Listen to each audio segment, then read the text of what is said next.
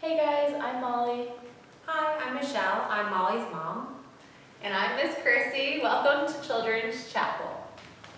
So today we're going to be reading a story from the Gospel of Matthew, and it's called All in a Day's Work. The early morning sun was shining on a vineyard full of plump, juicy grapes.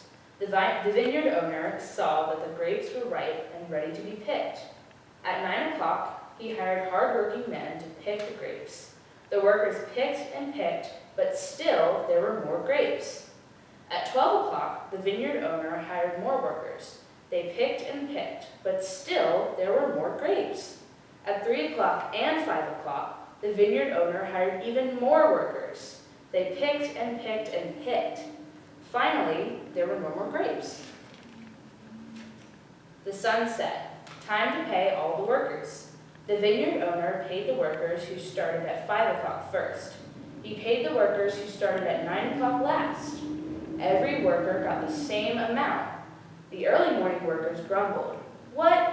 We worked all day. We picked the most grapes. No fair. Why are the afternoon workers paid the same?" The vineyard owner replied, "I paid you what I promised you. Can I give away what is mine any way I want?"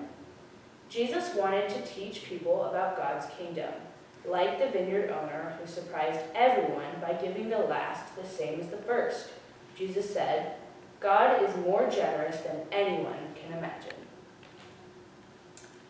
So that's a great story to show how generous God is with us, even if we don't feel like we might even deserve it. He always keeps his promises. So the challenge for you this week is to go through the week and think about, how is God being generous? How am I seeing God's generosity to me?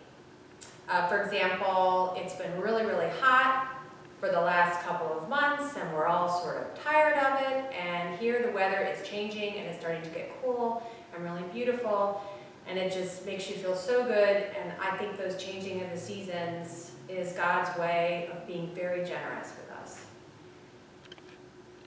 That's right. Kids at home, besides the thinking about God's generosity, I want to teach you a new prayer that you can practice at home.